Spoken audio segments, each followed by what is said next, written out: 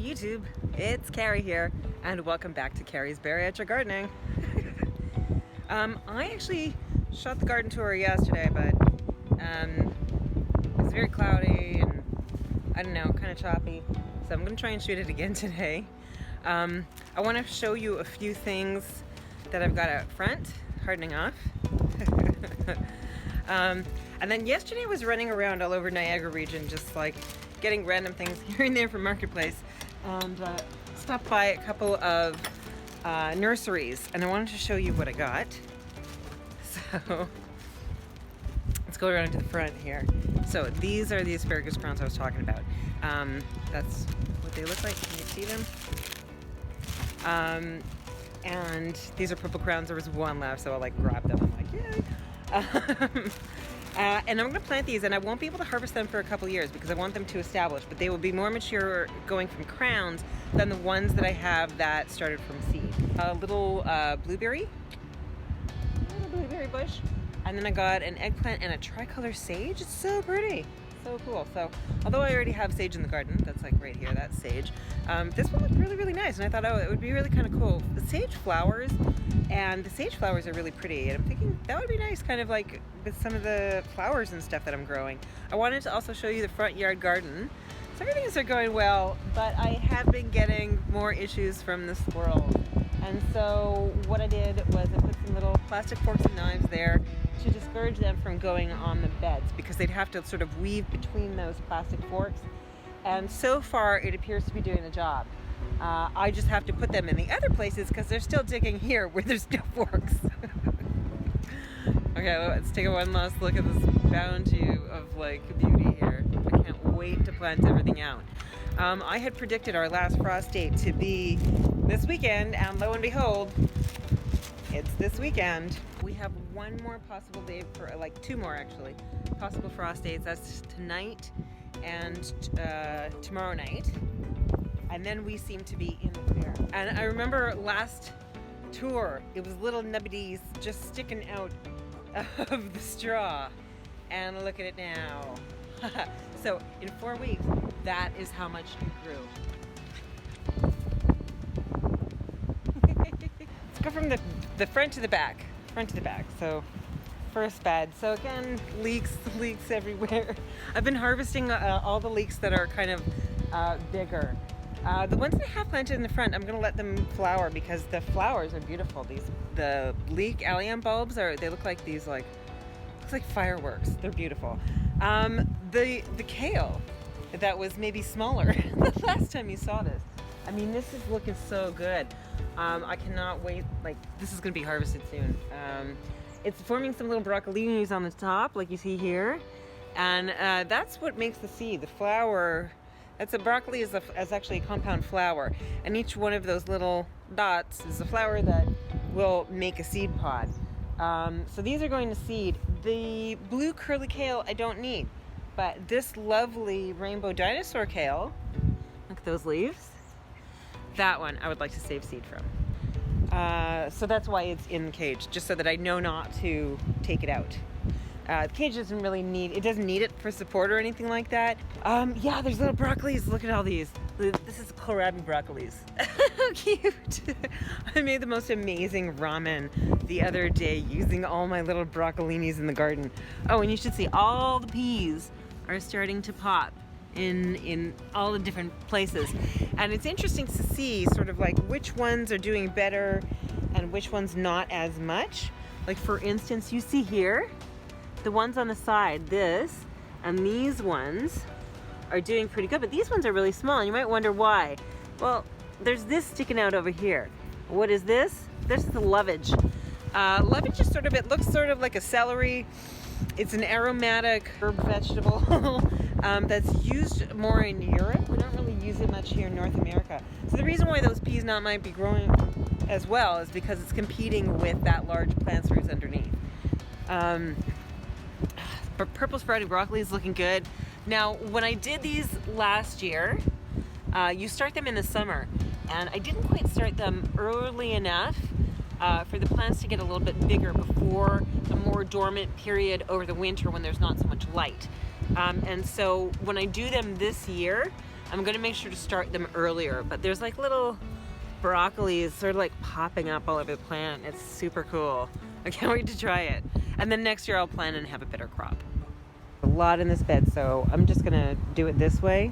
My salad is doing great. So here I have frisee planted. There is returning Grand Rapids lettuce. This is the Bloody Dock. It's so pretty, really nice in salads, nice astringent, punchy taste. As you can see here, so I planted 6 of these cilantros. 2 of them did not make it. Why? I don't know. It may have been like on the frost glass, there's a hole there, so maybe it got colder there. It's possible. It's possible. But one nice thing as a weight loss surgery person, it's always nice to like see your shadow and not be as big as it used to be. All right. Here is another one. So I said on the last one that there was like turnip here. This one is a pink turnip. It's pink inside, and that one I don't have a lot of seeds for, so I'm actually going to be saving the seeds for it. That's why I put it in a cage. And then look at this lovely salad. I harvested a load of salad yesterday. And since then I've been putting it all over my social media because it's beautiful. But like, this is really, I mean, I have to say, I'm so pleased with having this. I hate wasting. And I especially hate plastic waste. And so any plastic waste that I can eliminate from my environment and from my purchasing, you know, lettuce is a huge one. I mean, in the few weeks just before I started being able to crop my own lettuce out here, I was buying lettuce at the grocery store, and I had to throw out like 3 batches because it went bad immediately. Like before the best before date, it possibly was temperature abused. I don't know, but you know, and it wasn't even, it was hurtful to throw out the lettuce itself, but even more so than that, it was the waste of the plastic, the waste of the resources, the waste of the people during COVID that are working in those facilities. Like, I don't know, we've got to find better ways to do things. So that's why, like, I mean, I talk a lot about the lettuce, and people might think like, oh, what's the deal with all this talk about the lettuce? But you know what, it's something we eat all the time. We take it for granted. We don't really realize all the production issues. And like I said, it's something that's had production issues in the past few years where you have, you know, contamination coming in. And so sometimes you worry, like, maybe I don't want to buy salad because, you know, I'm worried about another recall. I'm worried about XYZ. Well, you know, you can take care of that by, you know, growing it yourself for very little money and very little work. And you get a much nicer product that stays in your fridge longer, and you don't waste all that stuff. It's great.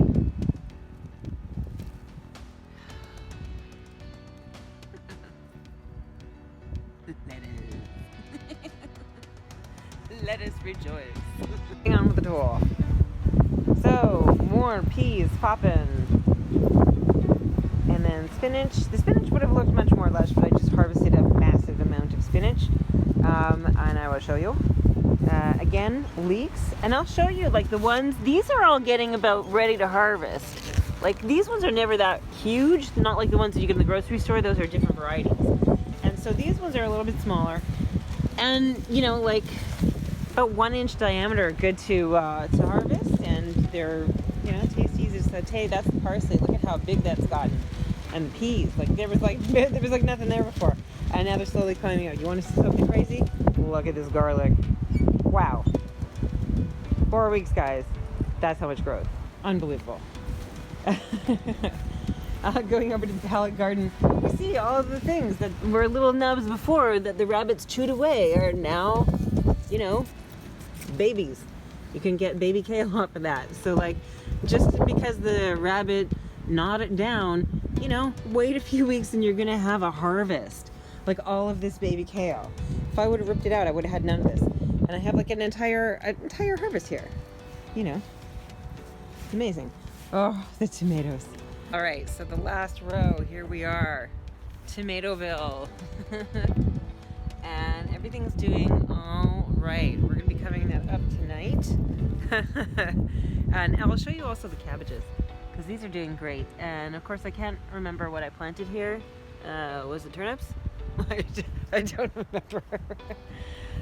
Again, leeks are doing good, and peas. Ooh, peas. That's it for this week, guys.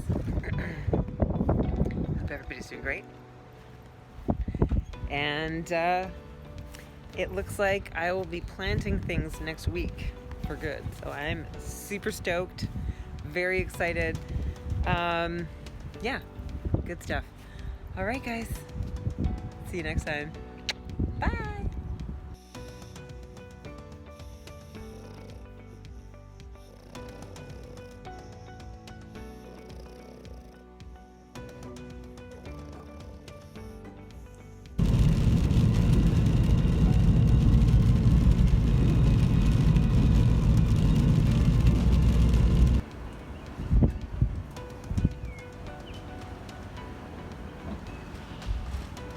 Just in from picking. I'm gonna show you my haul.